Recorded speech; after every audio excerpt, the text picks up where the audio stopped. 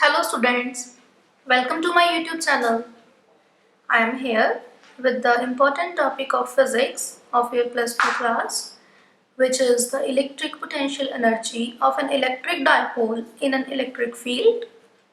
And this is the topic which is related to my previous topic of plus 2 class of physics, which was the torque acting on dipole, जिसमें हमने torque के बारे में study किया कि जब हम इलेक्ट्रिक डायपोल को इलेक्ट्रिक फील्ड में रखते हैं तो उस पर जो टॉर्क है वो कितनी प्रोड्यूस होती है और कैसे प्रोड्यूस होती है।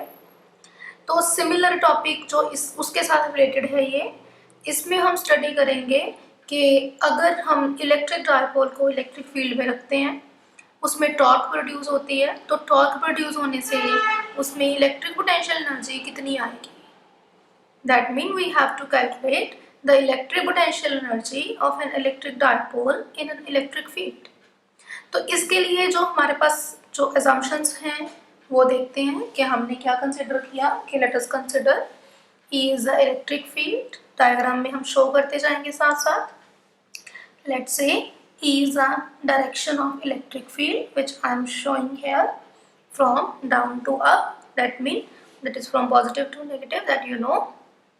Now I place an electric dipole. Let's say that is my dipole, that is minus q charge, and let's say this plus q charge that is placed in electric field. Let's say this is the midpoint of the dipole and the length of the dipole is 2L,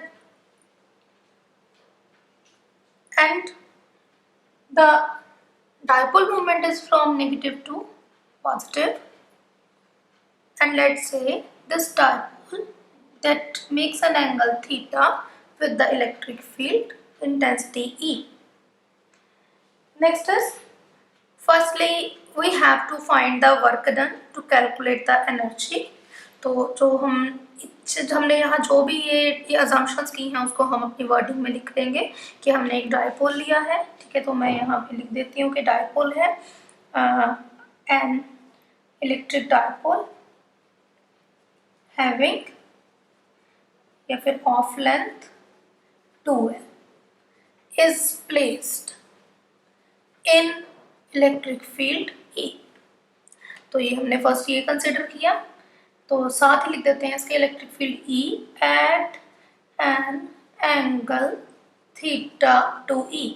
ये जो dipole है ये theta angle पे हमने इसको align किया है with the electric field E, and 2L इसकी लेंथ है डायपोल की, एंड डायपोल मोमेंट जो है वो क्या है, P है, that is from negative to positive.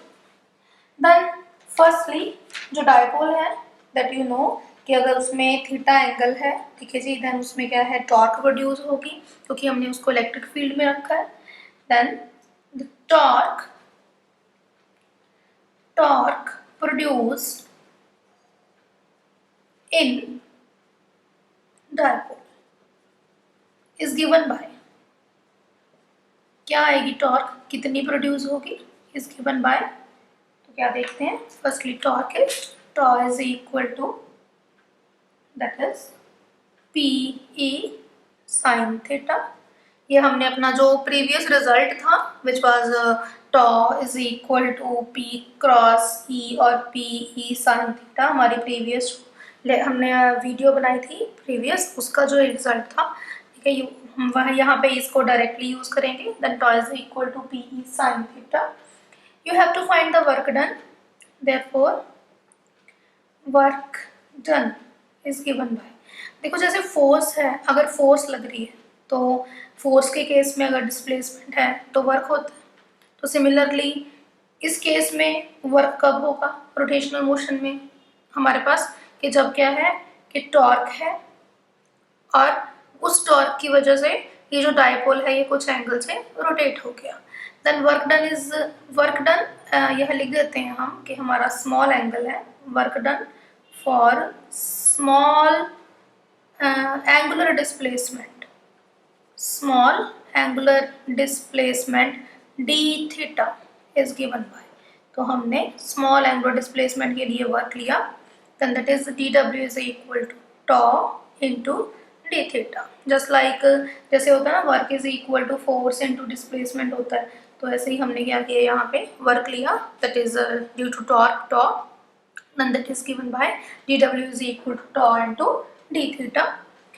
Then इसको हमने इक्वेशन फर्स्ट मार्क कर लिया, तो यहाँ हम यूज करेंगे यूजिंग इक्वेशन फर्स्ट को यूज करके यहाँ हमने टॉर्क की वैल्यू फिल कर दी, and that will give you P E sine theta D theta, that becomes the work done. Now let's say you have to find the total work done. So total work done is given by, तो देखते हैं कि total work जो है वो कितना बन रहा है। तो उसके लिए हम क्या करेंगे, इसके इंटीग्रेशन कर देंगे P E sine theta D theta, and I am taking the limits. Let's say theta that is varying from 90 to theta. Theta की वैल्यू मैंने कंसिडर कर लिया कि पहले मेरा डायपोल ऐसे था, that is making an angle of 90।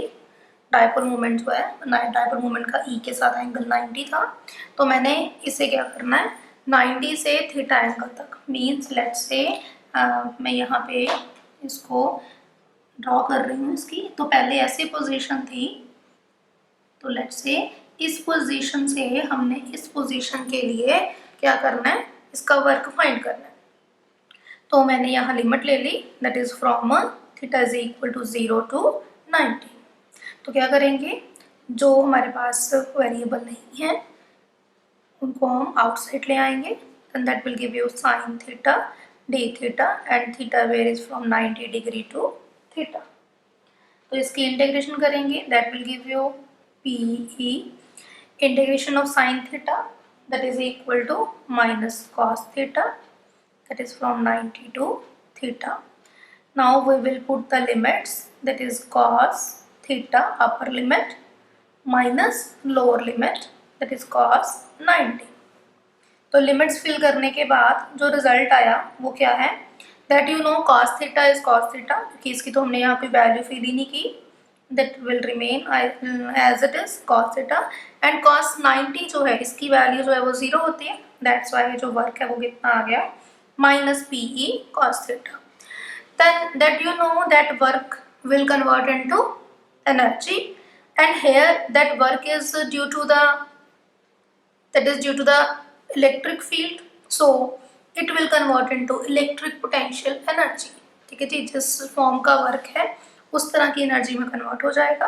ठीक है, देयरफॉर इलेक्ट्रिक पोटेंशियल एनर्जी यहाँ लिख सकते हैं हम, that is electric potential energy is equal to work is equal to P E cos theta.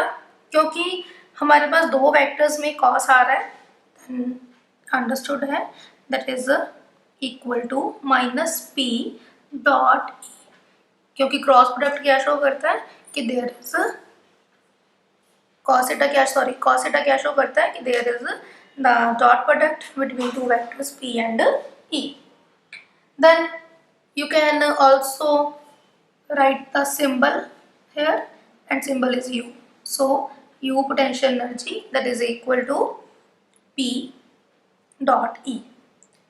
Then इसके कुछ स्पेशल केसेस डिस्कस कर लेते हैं। तो स्पेशल केसेस क्या हैं कि हमने यहाँ पे कुछ जो स्पेसिफिक एंगल्स के लिए हमने यहाँ पे इसकी जो वैल्यू है पोटेंशियल एनर्जी की, इलेक्ट्रिक पोटेंशियल एनर्जी की, इसको फाइंड करना है। तो फर्स्टली क्या है, first special case when theta is equal to 0। Theta 0 means my dipole is aligned along the electric field, that means my dipole is aligned along the electric field like this, that is the direction of dipole moment from negative to positive, and similarly that is the direction of electric field E, then angle between them is 0।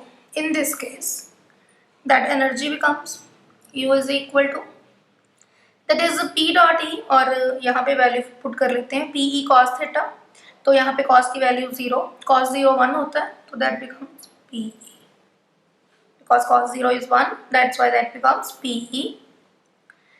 Then second case जो है हमारा, जिसमें हमने theta को 90 consider किया, for theta is equal to 90, energy is equal to, यहाँ 90 put कर देंगे, that will give you minus P E cos 90, it is 0। So जो एनर्जी है, potential energy, electric potential energy becomes 0 when theta is 180, then U is equal to, that is minus PE cos 180, and that you know the value of cos 180 is -1, so that minus and that minus give you plus PE, so energy becomes plus PE। तो यहाँ से हमने क्या देखा कि अगर हमारे पास angle 0 है तो एनर्जी जो है वो माइनस PE आती है, अगर एंगल हमारे पास 180 है तो एनर्जी प्लस PE आती है। And that you know very well, minimum the energy maximum the stability, जितनी एनर्जी कम है उतनी स्टेबिलिटी ज़्यादा है। तो हमने क्या देखा कि इस केस में हमारे पास जो थीटा 0 था तब एनर्जी क्या आई है, नेगेटिव में आई है। जैसे जैसे एंगल बढ़ता गया वैसे वैसे एनर्जी जो है वो बढ़ती जा रही है। You can see negative to 0 हो गई है। नंबर लाइन के अकॉर्डिंग भी देखें अगर हम तो नेगेटिव टू 0 मतलब वैल्यू जो है वो इंक्रीज हो रही है। देन क्या है, जैसे जैसे एंगल हमने 90 से 180 किया तो हमारी जो एनर्जी है वो पॉजिटिव की तरफ मूव कर रही है। दैट मीन क्या है कि energy goes on increasing when theta increases और changes from 0 degree to 180 degree. तो अगर हम इन तीनों कंडीशंस में देखें तो मिनिमम एनर्जी इस केस में है और मैक्सिमम एनर्जी जो है वो लास्ट केस में है। तो जिस केस में हमारे पास क्या है, मिनिमम एनर्जी है, that is known as the state of stable equilibrium, that is also known as the state of stable equilibrium। जिस केस में हमारे पास क्या है, एनर्जी मैक्सिमम आ रही है, that is known as the unstable equilibrium, that is unstable equilibrium। तो क्या देखते हैं कि ये जो हमारी कंडीशन आई है, फर्स्ट कंडीशन जब हमने एंगल जो है वो 0 लिया है तो उस केस में जो एनर्जी आती है दैट इज मिनिमम, तो minimum energy that is maximum stability. तो क्या देखते हैं कि हमारे पास ये जो फर्स्ट केस है that is the state of stable equilibrium and third case is the case of unstable equilibrium.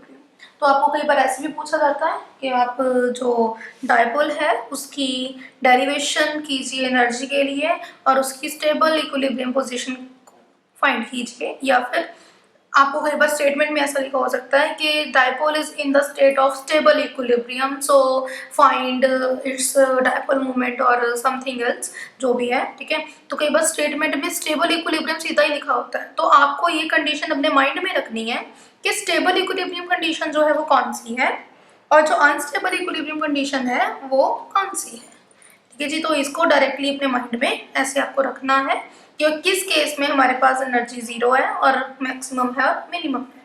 तो ये था आज का बड़ा ही important topic, that was electric potential energy of an electric dipole in an electric field, जिसमें हमने dipole को इलेक्ट्रिक फील्ड में रख के उसमें कितनी एनर्जी जो है इलेक्ट्रिक पोटेंशियल एनर्जी आएगी उस एनर्जी को हमने फाइंड किया, ड्राइव किया।